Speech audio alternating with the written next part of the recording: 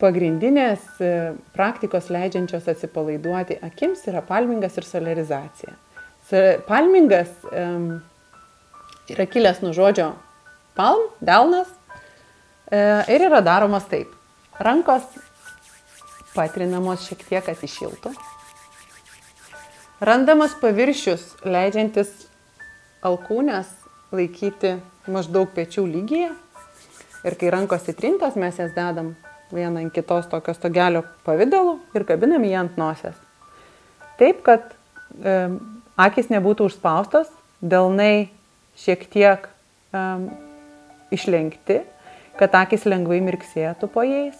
Galima pabandyti atsimerkti ir pamirksėti, pažiūrėti ar paprasta, ar lengva, pažiūrėti ar nepatenka joks šviesos spindulėlis ir užsimerkti.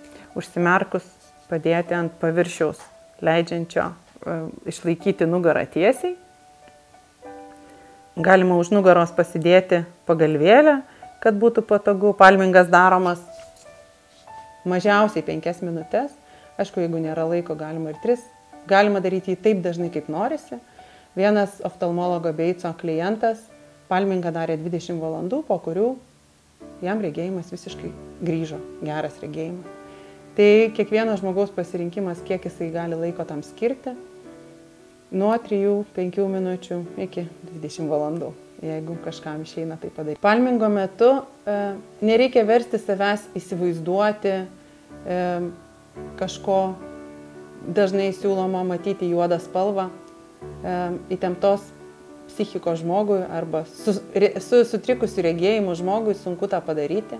Todėl tiesiog reikia stebėti savo vidinį pasaulį, kuris yra beribis ir užmerktomis akimis yra visiškai neapriepiamas. Tiesiog stebėti tai, kas vyksta užmerktomis akimis.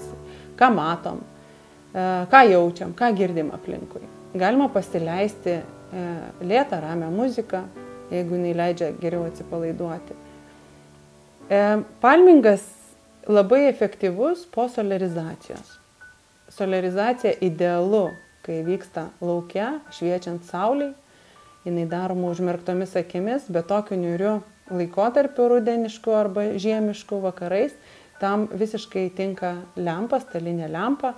Ir aš trumpai jums parodysiu, kaip vyksta solarizacija. Solarizacija daroma 3 minutės. Daugiau mažiau. Mes užsidegam lempą taip, kad jinai būtų priešais akis. Pirmiausia, užmerkiam akis, kad nebūtų per šviesu. Užmerktomis akimis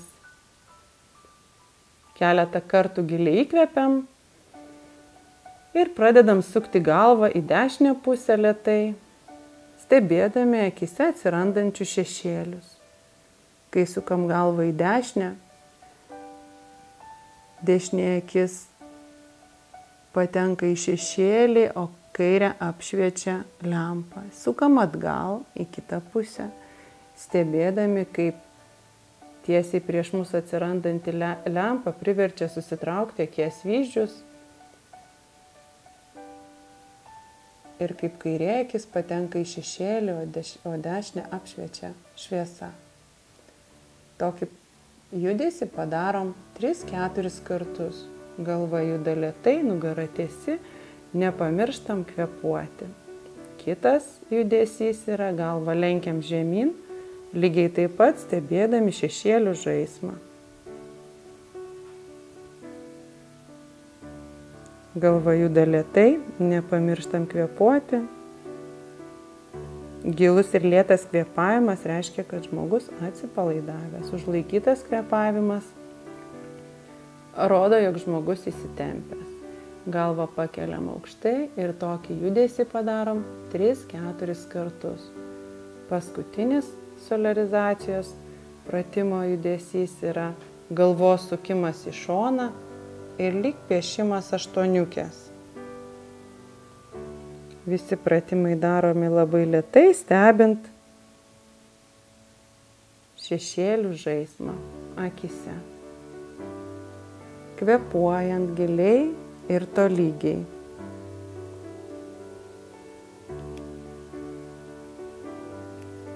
Toks pratimas daromas taip pat 3-4 kartus Ir po solarizacijos iškart atliekamas palmingas, kuris turi trukti dvigubai ilgiau nei truko solarizacija.